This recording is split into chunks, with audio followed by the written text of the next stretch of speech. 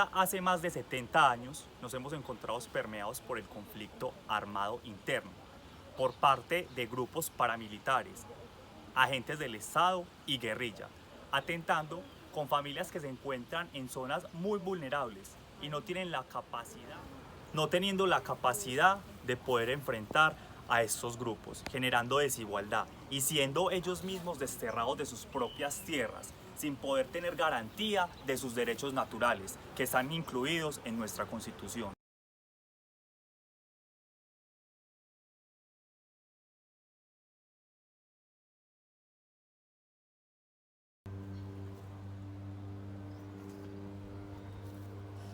En este sentido, este conflicto nos ha dejado daños tanto de tipo físico como psicológico.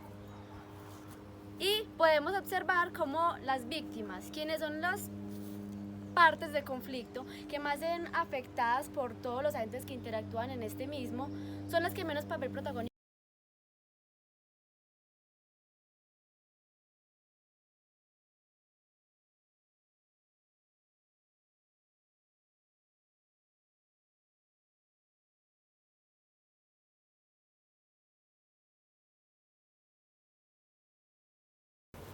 Primero, un marco legal, en el sentido de que se cuenta con normatividad que actúa en pro del cumplimiento de los derechos en esta materia.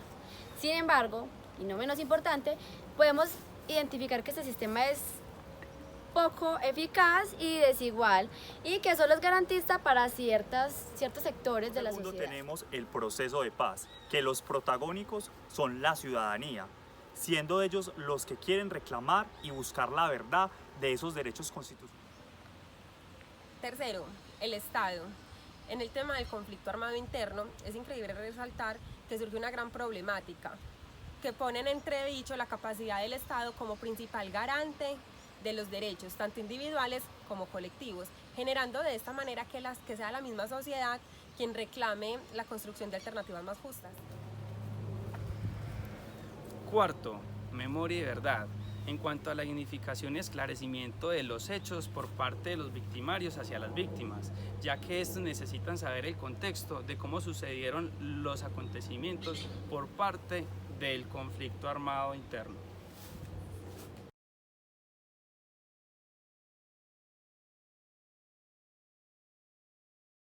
En primera instancia, tenemos la verdad. Un ejemplo de lo anterior es lo ocurrido durante la Operación Orión en los años 2001 y 2002, en la Comuna 13.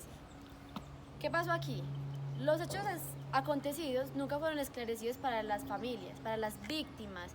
Nunca se dieron de cuenta de qué pasó con sus seres queridos en sus últimos momentos de vida, qué sufrimientos vivieron, qué traumas pudieron haber adquirido. ¿Esto qué hace? Que el proceso de duelo sea aún más complicado para ellos. Lo cual también limita lo que busca la justicia transicional. ¿En qué sentido? En que se van a desconocer muchas realidades, lo que va a impedir que se trabaje en estas materias, para que esto funcione, para que esto pueda ser eficaz. En segunda instancia tenemos la reparación, que se divide en 3 escenarios. El primero es la indemnización económica que se le dan a estas personas que han sido víctimas del conflicto.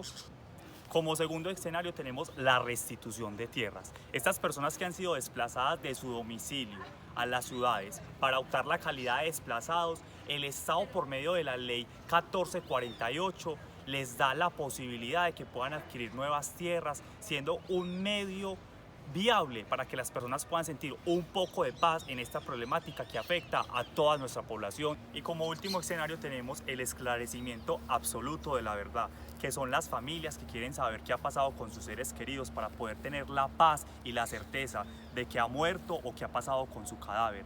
Esta es una problemática que se encuentra muy sumergida en Colombia y en las últimas décadas, porque miles de familias no han sabido cuál ha sido el paradero de sus seres queridos.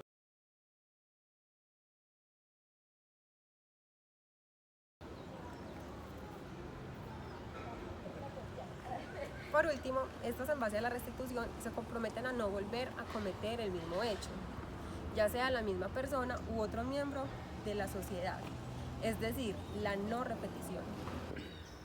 Y para Colombia es una problemática muy fuerte, ya que nos hemos encontrado desde 20 años sumergidos en guerra.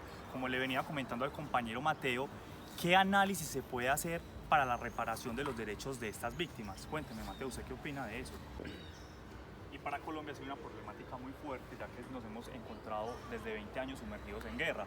Como le venía comentando al compañero Mateo, ¿qué análisis se puede hacer para la reparación de los derechos de estas víctimas? Cuénteme, Mateo, ¿usted qué opina de eso? El Estado colombiano en los últimos 20 años, Andrés, ha intentado redimir los derechos vulnerados por los victimarios. Sin embargo, se ha encargado más de resarcir los derechos de los victimarios más que los derechos de las víctimas. Es decir, entra como prioritario darles garantías e indultos a quienes han cometido los delitos, cuando no debería ser así. Claro, y es muy triste porque con la creación de nuestra Constitución del 91 pensamos que nosotros íbamos a poder tener la dignificación del ser humano con todas estas violencias que se vivían. Y a lo contrario, hay una violentación constante en todo el paquete de derechos, como lo es la vida, como lo es un estado de bienestar, que el gobierno debe estar pendiente de estas zonas que necesitan ayuda y requieren un cumplimiento constante. Ay, André, yo estoy muy enredada con ese taller. ¿Vos te acordás dónde se tipifica los crímenes de lesa humanidad? Claro, vale. Mira que tenemos que los crímenes de lesa humanidad están tipificados en los parágrafos 10 y 11 del artículo 2 de la Comisión Internacional. Ah, sí, que en primer lugar los delimitan así, son como un ataque que puede ser perpetuado por el Estado o por un particular, obviamente pues con intención de daño y normalmente se da como en minorías, ¿no? Por discriminación étnica, racial, religiosa, vale. lugares vulnerables. Así es, vale. Pero hay otra.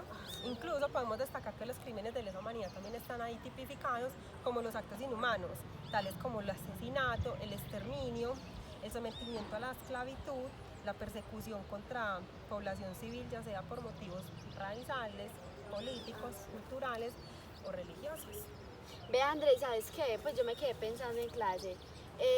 Digamos con el contexto colombiano, el conflicto, ¿qué hechos que han hecho, digamos, los paramilitares se pueden considerar así como crímenes de lesa humanidad? Pues vale, mira, yo pienso que entre los crímenes de lesa humanidad cometidos por los paramilitares tenemos el asesinato, las violaciones, el desplazamiento forzado, Reclutamiento de menores, las masacres. terrorismo. Así es, vale. Sí, Vale, sí. yo le hago una preguntita. ¿Usted vio el documental del testigo? Uy, sí, qué documental tan fuerte, André. Es que, no sé, es muy duro ver como esta fractura en la realidad, ese dolor, ese sufrimiento.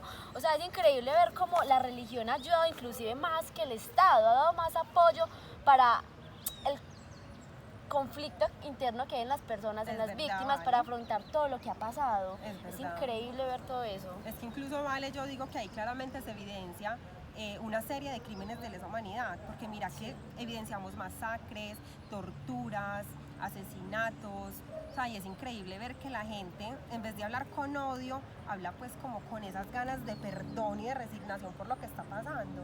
Sí, no